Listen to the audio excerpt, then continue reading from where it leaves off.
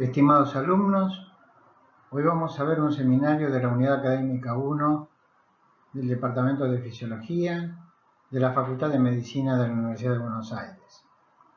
Este es el seminario número 2 que corresponde a temas de endocrino.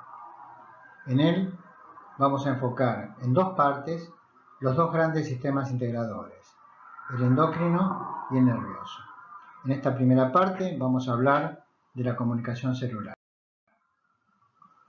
Por lo tanto, los temas a desarrollar en esta primera parte incluyen los mecanismos de comunicación intercelular, así como la clasificación bioquímica de las moléculas de comunicación intercelular y los mecanismos de acción sobre la célula blanco.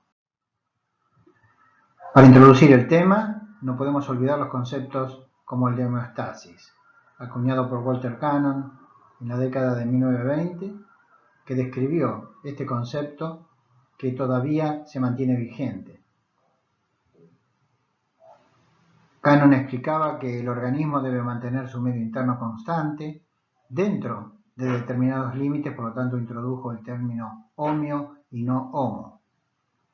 Para ello, el sistema endocrino, junto con el sistema nervioso, forman un pilar fundamental para mantener esta homeostasis. Las células del organismo, entonces, necesitan estar comunicadas entre sí. Si hablamos de sistemas de comunicación, hay dos sistemas fundamentales de comunicación. El nervioso, que tiene una acción rápida y una corta duración, y el endocrino, que tiene una acción más lenta que el sistema nervioso, pero una acción más prolongada en el tiempo. La función de este sistema endocrino es intercambiar información entre diferentes células y tejidos, regulando de esta forma numerosas funciones corporales. Para ello utiliza moléculas a las cuales nos vamos a referir in extenso en esta parte, que son las hormonas. El sistema nervioso, en cambio, utiliza una red de tejidos de origen ectodérmico, cuya unidad mínima son las neuronas y también pueden incluirse aquí las células de la glía. Su función primordial es la de captar y procesar rápidamente los estímulos internos provenientes obviamente de los interoceptivos y los externos, a fin de regular y coordinar el funcionamiento de los demás órganos y sistemas, y esto lo hace en conjunto, como ya dijimos, con el sistema endocrino. Para ello deberíamos en primer lugar definir qué es una hormona. Una hormona es una sustancia liberada por una glándula, en general, que es transportada por el torrente sanguíneo a otro tejido en el cual actúa para regular sus funciones. Sus acciones se ejercen a través de su unión con una molécula receptora. Este no es la única definición de hormona, ya que no solo puede actuar a distancia, sino también a nivel local. Por lo tanto, otra definición de hormona incluye que es un mensajero químico producido por una célula que interactúa sobre otra célula o sobre sí misma a través de un receptor. De esta interacción va a haber una respuesta biológica. Por lo tanto, la hormona se une al receptor y desencadena un efecto que puede ser positivo o negativo. La comunicación entre células del sistema nervioso o entre neuronas y otros tipos celular se establece a través de neurotransmisores, moléculas sintetizadas generalmente por las neuronas que se excretan a partir de vesículas existentes en la brecha presináptica y luego producen un cambio en el potencial de membrana de la neurona postsináptica. También lo hacen a partir de neurohormonas, moléculas sintetizadas y liberadas a la circulación por una neurona. En cuanto a los tipos de comunicación celular, existen 4 tipos básicos. La comunicación de tipo endocrina, donde la hormona es liberada al torrente sanguíneo y luego vamos a ver cómo se transporta. Va a actuar sobre una célula diana a distancia en este caso. Ejemplos: TSH, prolactina o ACTH. La parácrina es, en este caso, la hormona es liberada al líquido extracelular, actúa sobre una célula diana vecina. Es el caso de la somatostatina o el caso de la testosterona sobre la espermatogénesis. La autocrina, liberada también sobre el líquido extracelular, ejerce su acción sobre la misma célula que la libera. Es también el caso de la somatostatina. En el caso de la intracrina no se libera y va a actuar sobre receptores intracelulares. El ejemplo está dado por la dihidrotestosterona. En cuanto a la iustacrina, es la comunicación que se establece por contacto con otras células o con la matriz extracelular mediante moléculas de adhesión celular. Ustedes lo han visto en histología esto. La comunicación iustacrina se realiza, entre otros mecanismos, por medio de las uniones celulares como las uniones gap-junction. En este esquema se puede ver los distintos tipos de comunicación celular arriba a la izquierda del endocrino, la parácrina, la autocrina y la iustacrina.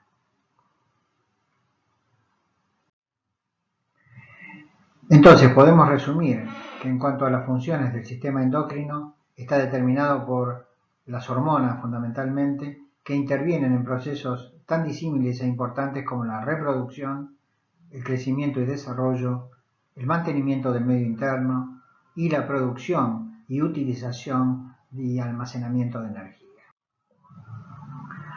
La clasificación de las hormonas de acuerdo a su función las divide en neurosecretoras.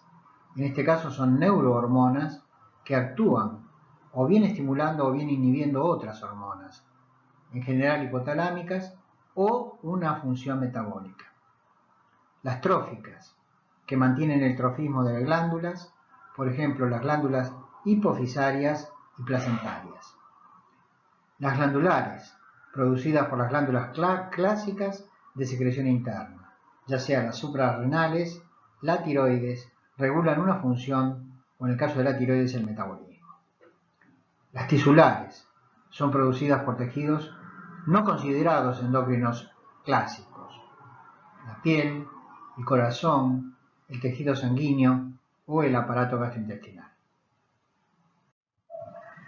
Si clasificamos a las hormonas según su estructura química, las podemos dividir en peptídicas, derivadas de aminoácidos, esteroideas y derivadas de ácidos grasos. Las hormonas peptídicas se encuentran codificadas en el ADN, se clasifican por su tamaño en grandes, medianas y pequeñas. Como ejemplos de grandes tenemos la prolactina, la GH y la leptina. Como medianas la LH, la FSH, la TSH, la insulina, la ACTH o la paratormona, y como pequeñas la TRH, o sea el factor liberador de la TSH, la GnRH y la ADH o vasopresina, la calcitonina y la oxitocina. Encontramos hormonas derivadas de aminoácidos y en este ejemplo mostramos las derivadas del aminoácido tirosina, como la T3, T4, noradrenalina o adrenalina, y las derivadas del aminoácido triptofano, como la melatonina y la serotonina. En cuanto a las hormonas esteroideas, todas derivan del colesterol, todas son liposolubles, todas se sintetizan de nuevo. Es el caso de los estrógenos, andrógenos y corticoides. Por último, las hormonas derivadas de ácidos grasos, en las cuales el precursor más importante es el ácido araquidónico y funcionan como mediadores del sistema nervioso central y del sistema inmune. Un ejemplo típico de estas hormonas son las prostaglandinas. Se pueden clasificar las hormonas también de acuerdo a su solubilidad. Existen hormonas hidrosolubles, en general son los neuropéptidos, que se almacenan en gránulos y se liberan. Todos interactúan con receptores de membrana. Pueden circular en forma libre. Solo existen dos hormonas de este tipo que circulan en plasma unidas a proteínas: la hormona de crecimiento y los factores de crecimiento insulínico.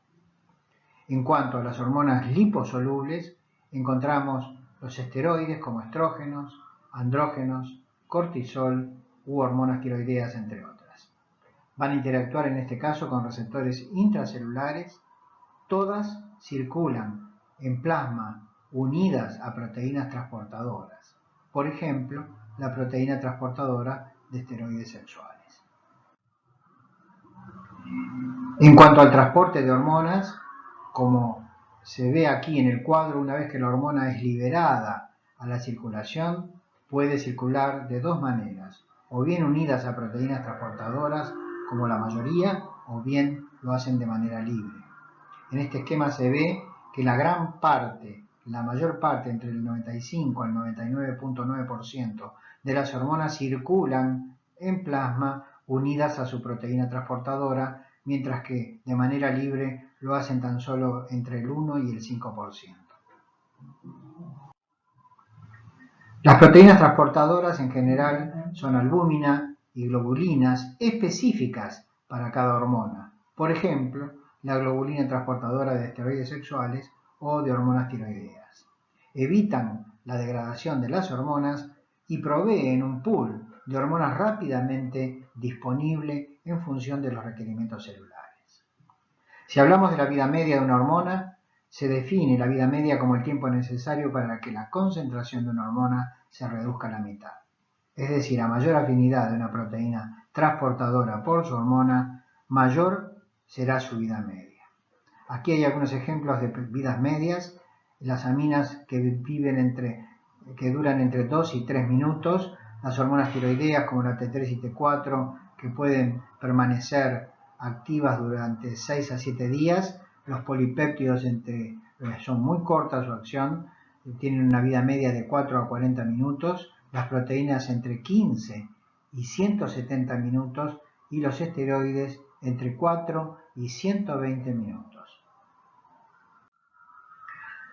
Es importante remarcar que toda hormona circula unida a su proteína transportadora y en ese caso la hormona es inactiva. La hormona libre es la que es capaz de ejercer su acción biológica y para ello va a depender que se una con la molécula receptora. O sea que va a depender, por un lado, del número de receptores, pero también va a depender de la relación entre hormona y receptor y de la afinidad que tenga la hormona por su. Por último, la secreción hormonal no tiene lugar en forma continua y uniforme, sino que lo hace de manera pulsátil, con periodos de secreción, que son los pulsos, y otros de reposo. En el caso de los pulsos, que vamos a ver en primer lugar, se distinguen un pico, un nadir o valle, una amplitud y una frecuencia.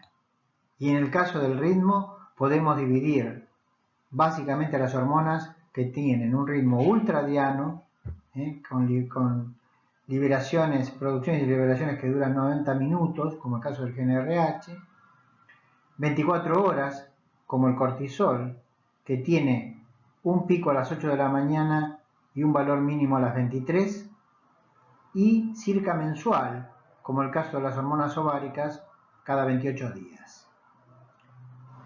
Con esto hemos dado por terminado la primera parte. Muchas gracias.